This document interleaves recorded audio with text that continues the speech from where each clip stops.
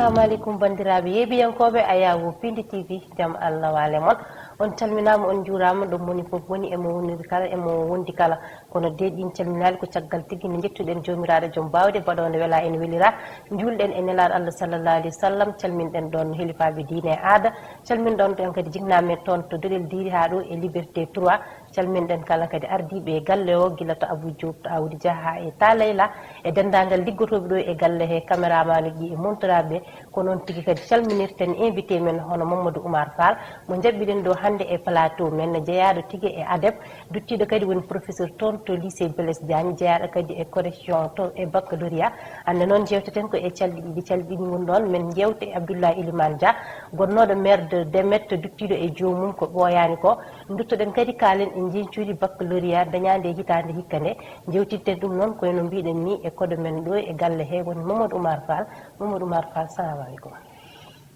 Assalamu alaikum, Salamata Dia. Ko adi fof en jetti Allah e nelaɗo en jurima bandiraɓe kala no potiri en jetti jinnaɓe ne kadi nde tawno caggal gaga ko wodi ko fof ko kamɓe en jetti kilifaɓe men diine donc en jetti hen galle Ceerno Madane kono kadi en jetti galle Ceerno Bachirou Tall en jetti furankoɓe kala no potiri donc on jettama on nanne aussi ɗo e radio ngo Piindi TV caggal nde joguiɗon miijo noddude min hande pour arde yewtidde e moon surtout yewtidde e moon caggal duttugol e jomum guiɗo men sehil men pewjidiɗo men Abdoulaye Elimane Dia. ko noon tigui wadde ala no min mbiyata so wona widema bisimilla ma no mbatten naate men yewtere men hol gonnoɗo Abdoulaye Elimane Dia ɓurɗo andirede kalajo. Ay kalajo dey ne heewi ko tawami so tawi omo waɗa même émission so journaliste uji gaare makko mbimo holno mbiyeteɗa o heewi wiide komi Fouta holno jetteteɗa komi Fouta donc ɗon tan yonino e Abdoulaye Elimane Dia nde tawno ko neɗɗo darininoɗo leñol gandanɗa hoorema joltunoɗo hujjaji noɓe kewi wiide ni kono kadi Abdoulaye Elimane Dia ko neɗɗo mo gandanɗa hoorema dogannoɗo e nder privé woni entreprise uji makko o joguino surtout entreprise makko ɓurɗo lollirde e capital fortune kono kadi au delà de ɗum ɗon foof Abdoulaye ko neɗɗo politique wonno e nder département de Podor walla e nder leydi ndi sehil Macky Sall sen belama mbiyen noon e hol darde makko darino e to banggue politique e nder fande Podor. Darde makko ene metti haalde nde tawno gueɗe Abdoulaye kaldotako woni hollum Abdoulaye ko fuuranke darde développement d' abord wona politique baɗetennoɗo Abdoulaye waɗatno Abdoulaye nde ummi nde o arino ko change de jaɓɓal woni waylude jaɓɓal gonnogal ngal ko tawi ko fuurankoɓe ene lorli fuurankoɓe ene tampi o ari noon ko certes politicien ji ɓe kewno ko arde e politique ƴewde hen jawdi sen belama mbiyen noon nde tawno gardata e jawdi Abdoulaye kanko o ɗaɓɓoyi jawdi haw dañi nde o ari o naate politique ɗum firti ko politique mo waɗanno ko politique de développement tigui eyyi kono ɗo mbiɗa politique de développement ɗo won hewɓe wiyannoɓe Abdoulaye ko waɗata ko wona politique konko ɓuuri wawde wadde ko social ɗe banggue dowgol an ɓaɗiɗomo ganduɗomo beele an au fond Abdoulaye ala natirani politique wadde politique walla natire politique tan ko pour jawdi rende jawdi muɗum. So renno jawdi makko no hewno wiide min so tawino tan ko jawdi mi jooɗo Dubai mi wasa artude Sénégal so tawino tan ko jawdi mi liggoro ko joguimi ko mi wasa nadde e politique mami wuuri hen ɓesgam ngu wuura hen ha ñande maymi kono Abdoulaye ko heewi wiide liggoyimi jawdam ndi ko caggal Sénégal ne wonɗi Fouta kono nde dañmi ndi ha parmi nde jinmi feccude nde koye fuutankoɓe firti ko politique mo waɗanno no heewi wiide nde tawno tijanane e hoore mum ne hewno wiide noon so tawi a yiiɗi feccede ya taw aɗa tawande feccetede Abdoulaye nde o ari o ƴeewi fuutankoɓe o tawi Fouta gandanɗa hoorema no woniri ni fewani o tawi Fouta no waɗirtu politique ni fewani o felliti gandanɗa hoorema ƴettude lappol makko wadde no Cheikh Oumar wanno ni o dogana fuurankoɓe o waɗana politique fuurankoɓe marhema fuurankoɓe jii hen koye mumen kono noon Abdoulaye waɗano politique pour rende jawdi ala Ablay waɗirno politique ko wallude fuutankoɓe tigi e nder on ɗon fannune won heddiɓe ndi kaldi banggue goɗɗo wiide Ablay ko bammum aliyatimaɓe jinna ɓadiɗo kadi miskineɓe an ɗon honko mbawɗa hen settade ko ma ɓalloɗamo tigi ɗe ganda ɗum duttugol Ablay ko Fouta waasi ko miskineɓe mbasi ko Sénégal foof waasi nde tawno Ablay so tawi a ɓallimo ɗum ala ko dogat sowona e ballugol kalko wona wallude kanko gandanɗa hoorema wona haaju makko woni haaju makko ko so fini ha ɗo leloɗo ko ɗo wawi wallude miskino ɗo woniri foof Ablay hande o sen belama mbiyen gueɗe mum e nder Fouta kaldutako o fadani hen laamu ne wayno kala ko fuutanke sohluno e ndiyam Ablay dogi hen kala ko fuutanke sohluno e safaro Ablay dogi hen kala ko fuutanke sohluno e jangde Ablay dogi hen gueɗe makko kaldota ko e nder Fouta sen mbi Fouta noon koye nder Podor e nder Matam foof ko ɓenni ɗum gandata Ablay ko ballow tigui ko so tawi gandanɗa hoorema on jokkodiri ha Allah waɗi Ablay are jippade garaɗo nokku makko ɗo liggotoɗo ma taw ɗon miskineɓe ndeysan ne kewi min nani ceerno Bachirou ne halta ɗum he canki omo wiya waasi ko ɓeɗo miskineɓe ɓe Ablay wallatno ko ɓe tigui mbasi nde tawno Ablay ko miskineɓe tan wallatno an yimɓe ne teskima ka ɓadiɗo Ablay ka jaadiɗo Ablay ne yiyeɗo nokkuji kewɗi walla ne yiye e image uji kewɗi ɗo gonduɗa e Ablay beele wawi aɗa artande amen jokkodiral ma e Ablay holno wano eyi Ablay dey kono mbimami ni ko neɗɗo gandanɗa hoorema dariniɗo Fouta ko neɗɗo mo gandanɗa hoorema ko Fouta tan tagno o ummi kanko Ablay Elimane Dia e ko tagui o ummi ko o yeeki d'abord o addi jawdi makko o wi Foutankoɓe gaare ndenden au delà de jawdi makko ndi o ƴeewi kala ɗo ɓiɗɗe Foutanke wonno daraniɗo Fouta walla mo nani meeɗi daranade Fouta o ummini ɗum mate mawo ƴeew ɗum ara ɓe jokkodira ɓe liggodira koye nder hen min kawri so haalde Allah o noddimi ɗo bureau ji makko ɗo min joddi min jewtidi wonani hay 30 minutes o hollitimi kanko Ablay ko woni miijo makko ko ɗum woni miijam donc amin mbawi liggodirde no wiruno hayyo yam mi dañimo jaadumi donc ko gila ɗon min puɗɗodi min e makko liggey baɗɗo fayida so haalde Allah kadi o waɗimi sara makko o waɗimi gandanɗa hoorema kaldidiɗo makko e d'ailleurs même no mbiɗa ni ko heewi e ko yahanno o yatano taw mi arani walla ko heewi ko waɗanno o waɗatano taw mi tawaka oɗon jogui mouvement biyeteɗo adep mo ganduɗa kanko ardi ɗum oɗon e nder hen on ɗon adep hande mo ganduɗa kanko ardi kadi kanko liggottononmo on adep hande hon gurdam makko jam gurdam makko ne weeɓi nde tawno adep o yahatno tan koye miijo Ablay Ablay mayi kono o woppiɗo miijo makko Ablay yeehi kono o woppiɗo yaadiɓe makko ɓe o yadanno hanki e heccanki somi welama mi lima baɗo no baabi amen Maman Ndiaye Dia somi welama mi lima baɗo no Thiay Diaby baɗo no coordonnateur hande o biyeteɗo El Hadj Boubacar Bal Assane Demba Fall Ablay Sall Doué mo limi juuma Harouna Ly Mamadou Hammeña eɓe kewi e nder département de Podor Anta Diallo walla Asil Sall sa welama mbiya ko yimɓe mantudiɗɓe yimɓeɓe gandanɗa hoorema ɓe département o fawno guite kanko Ablay Elimane Dia o yeehi gandanɗa hoorema o huccite mumen o haalde mumen o rokki ɗumen miijo makko no yiɗiri gandanɗa hoorema développement o yaara et surtout no yiɗiri Fouta ɓamto o addi rewɓe wiyeteɓe les Amazones o waɗi sara makko sen belama mbiyen ko wayno Maymouna Mbayen ko wayno gandanɗa hoorema Awa Daten Bousso Wele en mbeɗa wawi limde ɗo ha janggo subaka ko waɗɓe fayida tan Ablay yadanno o addi sukaɓe wabino Ibrahima Diallo en ni o waɗi sara makko ne kadi aussi ɓen foof noon jahatno tan koye miijo makko Ablay noon yeehi kono Ablay ne woppiɗo miijo mum tigui kadi oɗon jogui yakar walla aɗa jogui yakar hande ɓeɗo ɓe limdaɓe foof oɗon mbawi jokkude ɗen ɗon golle Ablay waɗatno saabu ne heewi ɗo ganduɗa so ɓoggol taƴi tan kadi ñaaƴe ɗe foof kewi ko samde ɗeɗo noon ɗe camata nde tawno Ablay rendinno ko saliɓe Ablay rendinno ko yiɗɓe koyemen Ablay rendini ko firtuɓe ha paari nde gandanɗa hoorema o yiiɗi liggodirde e mumen nde tawno kanko Ablay o yaa o ƴeew jawdi makko hawa dañi o ari o fecce Foutankoɓe ɗum saabine kadi nde o ari nde e liggey makko o ƴeewi gandanɗa hoorema ko wiyete ko des personnes autonomes yimɓe ɓe gandanɗa hoorema ɓe mbeɓani wohlude yimbe be gandanɗa hoorema joom kongi en yimbe be gandanɗa hoorema ko so kaani pirtata ko ɓen Ablaye yadanno et d'ailleurs omo heewi min wiide kanko Ablaye Elimane kerse haalande bandiraɓe mon kon mbaɗata janggo kuccitoɗe mabɓe kerson ɗum saabi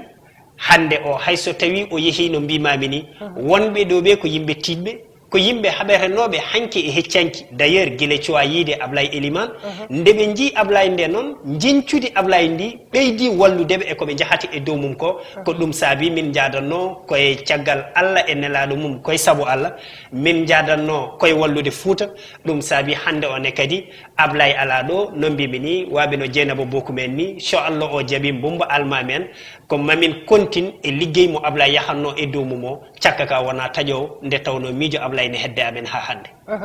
cakka ka wona taƴan tawno miijo Ablaye ne hedde mon ko ɗum woni ko kalɗa kono onon tan est ce que onon tan oɗon mbawi yaade walla won miijo joguiɗon ƴewde ɓe ganduɗa doole mumen ne keeɓi dow ne mbawi belloyade to woɗɗi mbawon liggondirde e mumen eyno kewmi wiide caggal nde jangugu yani ne heewi yimɓe mbiyami yo Allah lomtin Allah yaafumi ɗon seeɗa mi wiya lomta Ablaye Elimane weeɓani lomtade Ablaye weeɓani nde tawno Ablaye ko goto e Fouta wonno Ablaye wano kono nelaɗo ni so tawi a yi Ablaye no waɗirtu Ablaye no yarata so tawi a ɓallima Ablaye Elimane aɗa andi pertinemment oɗo o wona neɗɗo ɓolo Ablaye no liggorto ni Ablaye tampata Ablaye wiyata ala Ablaye ko peccuɗo jawdi mum wona omo ɓuuri Fuutankoɓe hewde jawdi Ablaye ɓuuri Fuutankoɓe ko ɓernde Ablaye ko ɓernde mum ƴettuno rokki Fouta et d'ailleurs omo hewno wiide dokken Fouta no wiyanno ni don de soi c' est à dire ko gote men kala ko jogui ko yo rokku ɗum Fouta c' est à dire yo rokku Fouta ndimagu mum matema ndimagu mum waw ɓamtade sa ƴeewi Ablaye holto fuɗɗori Ablaye gandata ko jiɗɗo hoore makko o fuɗɗori koye culture to culture to Ablaye yadanno koye janggannoɓe ɗe duuɗe ha tirde c' est à dire moine culturel Fouta ko wayno Baba Malen ko wayno Abou Djouba en sen limi en gasnata Ablaye noon rutti arte les technocrates du Fouta c' est à dire que kala mo gandanɗa hoorema umminiɗo Fouta liggontoɗo Fouta lomtademo weeɓata baɗal ngal o waɗanno ngal ko kanko tan Allah rokkuno ɗum omo wawno ɗum wadde o waɗa et d'ailleurs ndeysan sernaɓe hewɓe sa hettima ko wayno ceerno Madane en ceerno Bachir en eɓe kewi wiide Allah dey rokkima ko rendono ko yimɓe foof ndenduno Allah itti fawi ɗum e ma woni inde kalajo nde halayɓe ne kewi kalajo kadi ɓooyi guila Ablaye jibinaka kono kalajo mowni koye inde Ablaye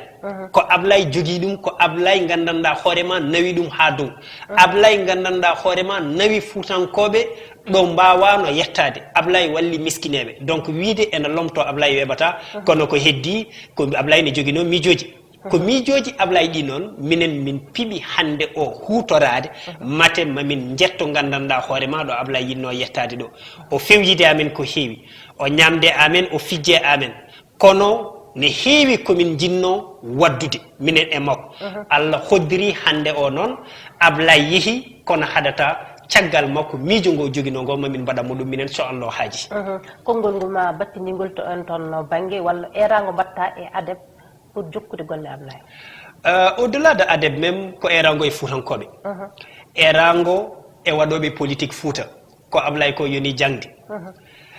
o wona mawɗo to duuɓi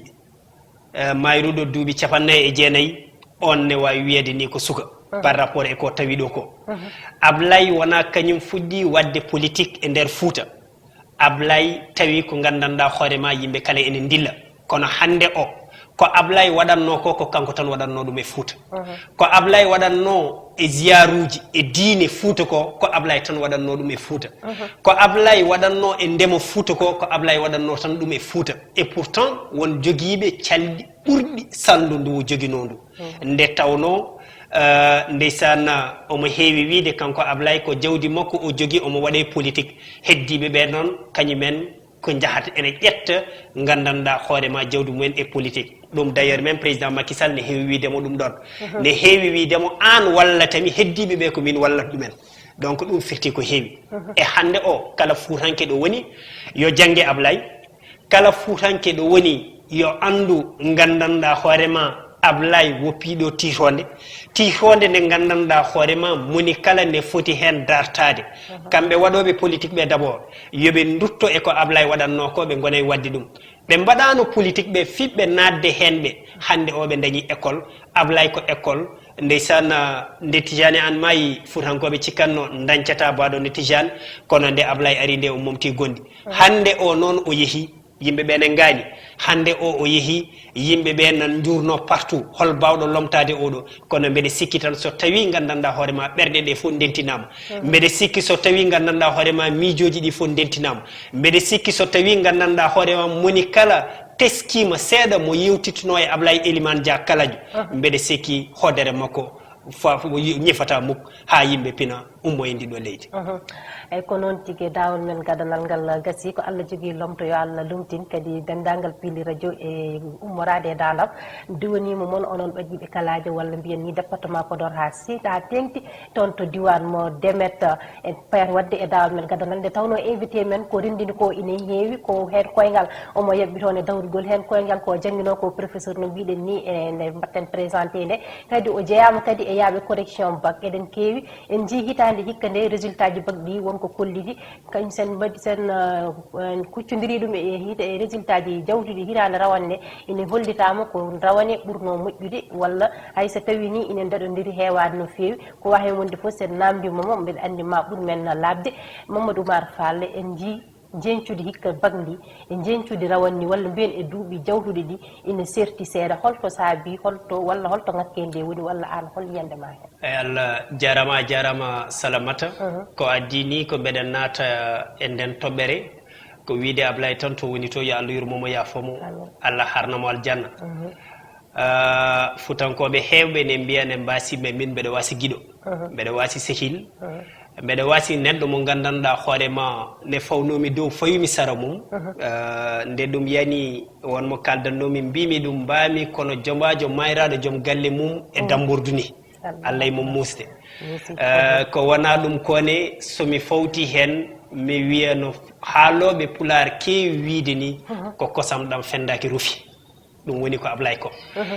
ko wona ɗum ko gandanɗa hoorema artude e examen ji ɗi artude e gandanɗa hoorema école o no yarat ni no mbiɗa ni résultat ji kewani wonde gooti e à chaque fois tan soit ɗi jaaha dow walla ɗi usto hikka noon ne wayno ko ƴeewa ko ne wayno ko résultat ji koko ussini eɗen mbawi nawde ɗum ɗo heewi sen belama ma en mbi ko gandanɗa hoorema ko hitande nde no nde sifori ni hitande nde koye hitande rafi woni coronavirus o jangguinoɓe ɓe tampi hen kono kadi janggoɓe ɓe tampi hen so halde Allah hitande nde juuti ha ɗon wawi hadde nde tawno gandanɗa hoorema nde yeehi ha presque mois d' août ɗum saabi ɗum ɗon foof waɗi répercuté e résultat ji ɗi kono noon mbeɗe sikki jangguinoɓe ɓe koɓe ponno wadde e kala suji ɗi koɓe mbaɗi janggannoɓe ɓene kadi koɓe ponno wadde e kala suji ɗi koɓe mbaɗi kadi eɗen jiiya to banggue bac to won wiiɓe e wonde koɓe totta épreuve géographie o ine manqui aɓe manqui ɗum famde saabu koɓe janggui ko walla noɓe tottirani ne manqui famnade beela aɗa wayattanami en tant que professeur e on fan eyyi élève kam ko élève tan so dawi ƴeewoyde so yiyani tan so arti heewi wattude ɗum koye gandanɗa hoorema sujet ji ɗi kono ne wayno ko ni tan meeɗi waade ala foof gandanɗa hoorema ko wayla hen épreuve aji ɗi no dokkirteno ni hanki e heccanki ko noon tan ɗi dokkira e nde ɗo hitande heddi noon ko wonno padirta hunde ardata noon waɗayma caɗele wonno ɓe padirno gandanɗa hoorema e wondin épreuve aji so no mbiɗa ni épreuve géographie o on ɓuuri ɓe tampinde so halde Allah ɗum saabi no nde ardade mabɓe no foti ardude e mabɓe nde ni tampiniɓe kamɓe foof ndeɓe jaltide ne wayno ko ɗum ɓe gulli sa ƴeewi ne waɗi série goto biyeteɗo L2 duuɓi ɓennuɗi ɗi foof ko kamɓe ɓurno wawde dañde résultat ji nde tawno histoire géo kamɓe jeyno ɗum hikka noon ko résultat ji mabɓe kamɓe pamɗi nde tawno ko matiére mabɓe o woni mo gandanɗa hoorema ko toon hewɓe mabɓe jaani est ce que kamɓe wona caɗele rawane ɗe aɗani coronavirus ɓooyi rawane en jii jencude ndi ɓuuri moƴƴude saabu dawal ngal koko ustano koɓe jangi ko heewan walla mbiyen programme mabɓe koko usta est ce que ɗum ɗon kadi jouani e hikka umminoɓe premiére payi hikka ɓe joué mabɓe pour ha affaire o saktiki seeɗa aɗa wawi ni wadde remonter plus loin no ɓe mbiyan ni sa ƴeewi ɓeɗo arɓe hikka terminal ko kamɓe mbiyatno Gouwana Ablaye Wade woni Gouwana Ablaye Wade ko yimɓe gandanɗa hoorema arnoɓe ha classe CM2 ɗo concours taganno yimɓeɓe ɓenna wiya yimɓe foof yo ɓennu hay goto redouble déjà kamɓe foof ɓe ɓenni wondano ko dañƴe moyen mo alano moyen malheureusement kadi pour kamɓe ɓe gari ha rawane rafi o yani hen nde rafi o yani hen nde Allah waɗi ɓe jakani ha gandanɗa hoorema hitande nde gasi ɓe janggi tan ko lebbi tati fonnoɓe janggude lebbi jeenayyi e lebbi tati ɗiɓe janggi ɗi tagani ɓe dañi koɓe ponno dañde e hitande nde ko rafi o ɓenni ganna ɓe garti école firti ko kamɓe ne wayno wonkoɓe mbaɗi rate ko heewi ɗum saabi kalkoɓe dañi hen en tout cas minen jangguinoɓe ɓe min mbawat wiide tan ko alhamdoulillahi rabbil alamin